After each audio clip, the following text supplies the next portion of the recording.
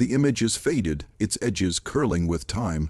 Two figures stand in the orchard behind the old Bellamy house, a man in a tailored 1912 suit, a woman in a pale lace dress. Their hands are clasped, their eyes fixed not on the camera but on each other. It would be unremarkable if not for the handwritten note scrawled on the back: Elias and Catherine Bellamy wed, 1909, children of the same mother and father. The photo had been hidden in the wall cavity of the county clerk's office for over a century. No birth records, no marriage license, no graves. Locals say the Bellamy orchard still breathes at night, as though the roots are pulling air from something beneath, and anyone who digs too close will hear the sound of two voices, speaking in unison, from under the soil. Rutherford County's courthouse smells of dust and lemon oil, but its archives have a scent you can't name, something like damp cloth and spoiled fruit. The Bellamy name threads through every ledger: land deeds, church donations, school founding boards. The family owned not just the soil, but the people who worked it. Every generation of Bellamys married within the county, no strangers, no outsiders.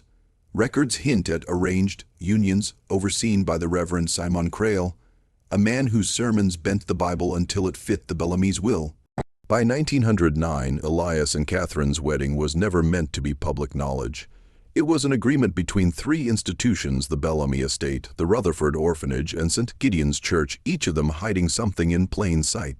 The Rutherford Orphanage Ledger 1880-1915 is a catalogue of vanishings, dozens of children adopted without signatures or destinations. The handwriting changes mid-page as if someone else took over, but the ink is always Bellamy black.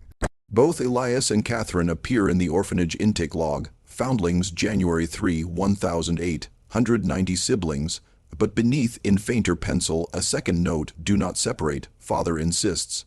The question was never who their parents were, it was who their real parents were. Reverend Crail preached unity, but his definition was twisted. The Bellamys funded St. Gideon's since the 1840s, and in return, the church blessed certain unions without state oversight. In Catherine's confirmation record, the line for mother's name is left blank. In Elias's baptism entry, father's name is crossed out and rewritten 3 times. No one outside the family circle saw these documents until they surfaced in an attic clearance after the church's roof collapsed in 1978. On April 17, 1909, under a moonless sky, Elias and Catherine were wed in the orchard. No guests, no music, just Reverend Crail, the Bellamy patriarch, and the sound of orchard leaves moving without wind. Witnesses, none except for a single photograph, developed in haste and hidden away. Afterward, the couple was moved into the southern wing of the Bellamy house, the part no servants entered after sunset. The orchard was older than the Bellamy house. Trees twisted in unnatural symmetry, roots curling like veins through the earth. Locals swore the air there was heavier, as if you had to push through it to walk. Children dared each other to spend a night under the branches, but those who did came back pale, mute, and shaking. One boy, 10 years old, never spoke again. When asked what he saw, he only mouthed the word twins. In Bellamy family portraits from the 1840s onward, faces repeat. Eyes too similar, smiles shaped the same way. By the 3rd generation, the family tree looked less like a branching structure and more like a tightening coil. Marriage licenses where they existed were to cousins. But every so often, the record would show nothing, only a gap where the union should be. Those were the years people whispered about. When Catherine became pregnant in 1910, no midwife in Rutherford County attended. Instead, an old nurse from the orphanage was brought to the Bellamy house, and the birth took place in the orchard, under a tarp between 2 apple trees. The child's name was never written down. No one outside the family ever saw it. In 1911, Elias and Catherine vanished. The official record lists them as relocated for health reasons.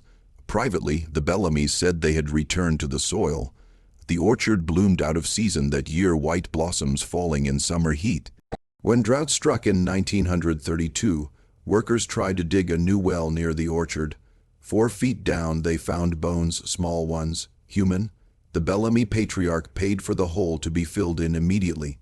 World War II shifted the town's focus. The Bellamy name faded into the background, but the house remained locked, the orchard untended yet somehow thriving. In 1950, the southern wing was opened for the first time in decades. Inside, the walls were lined with mirrors, but every single one had been blackened with soot. Hidden in a desk drawer, Elias and Catherine, again, older, standing in the orchard. Their faces were wrong, too symmetrical, as though copied from one another. When the house was demolished in 1963, workers found tree roots breaking through the stone foundation, still alive, still reaching toward the southern wing. Even now, mention of the Bellamys brings a hush. Some say the orchard still belongs to them, even though no deed exists. In 1975, the Rutherford orphanage burned to the ground, no cause determined, the ledgers vanished. Only whispers remained of children who never left and of special pairs kept apart from the others. Before St. Gideon's collapsed, a final sermon was found in Reverend Crail's handwriting. Blood must return to blood, or the roots will starve. People still visit the orchard, but not for long. Phone batteries drain there. Watches stop, and if you stand too still, you'll feel a breath on your neck, warm and in perfect sync with your own. The county registry shows dozens of blank entries where Bellamy births should be. The same hand drew a single line through each, as if erasing them from time. Elias and Catherine Bellamy were not the first. They were not the last. The Bellamy orchard is a root system not just of trees, but of bloodlines, looping back on themselves until no branch is free. And somewhere beneath those twisted roots lie two skeletons, their hands still clasped, their mouths open in an endless whisper only the orchard can hear.